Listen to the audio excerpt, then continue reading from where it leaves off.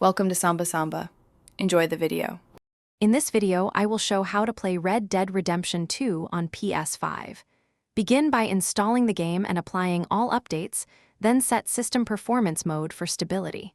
Configure controller sensitivity, aim assist, and dead zones to match your playstyle. Create a manual save slot before major missions and enable auto saves as backup. Finally, check display settings for HDR and resolution to balance visuals and frame rate for the best experience.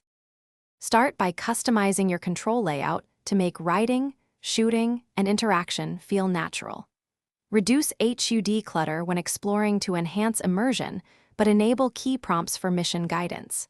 Set aim assist and aim sensitivity to suit gunplay preferences, and practice in free roam to refine muscle memory. Use the weapon wheel to switch guns quickly, and bind consumables to quick slots for fast access during tense firefights or long journeys across the map.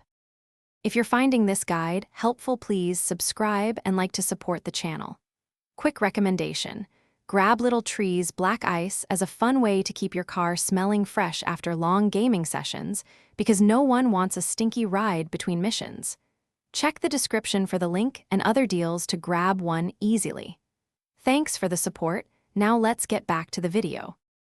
Optimize performance by installing the game to your PS5 internal SSD and enabling performance mode to prioritize frame rate. Close unused apps and pause downloads during gameplay to prevent hitches.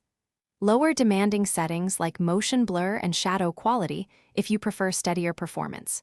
Regularly rebuild the console cache if you notice slowdowns, and consider rest mode updates to let the system finish background installation tasks for seamless play sessions and quicker returns to your game.